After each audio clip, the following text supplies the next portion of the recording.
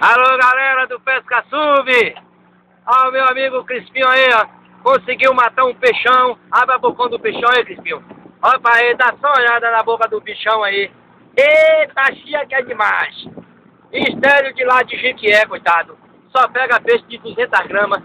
Quando vê um peixão desse, olha aí. Tá em torno de... Mostra a boca de novo aí que eu vou ver quantos quilos dá. Tá em torno de uns 15 quilos. É o maior tucunaré que eu já vi em toda a minha vida. É lindo demais. Vou começar a passar aqui devagarzinho pra ver. Olha o tamanho, olha o tamanho, olha o tamanho. Quase não acaba o tamanho.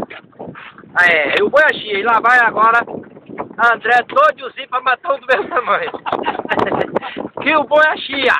O boi é chia. Deixa eu tirar um gostinho. Peraí. Agora tu filma eu, tu é doida? Quem vai sair? Ninguém no grau não vai botar no YouTube, não?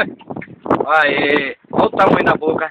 É lindo demais. O bom, Pesca Sub! Eu vou procurar o meu O também. meu frete. Eu não mato, vou ter que tirar, fazer a filmagem com o de Crispim mesmo. Vira pra mim aí, Crispim.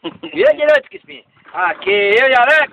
Alex não mata peixe. É nóis. Não mata. Aqui. Aí, ó. Eu já matei 6 ali, um tá ali dentro do cofre. Eu matei um bocado também, que eu perdi até a contagem. Não matou nenhum. Mas o boi...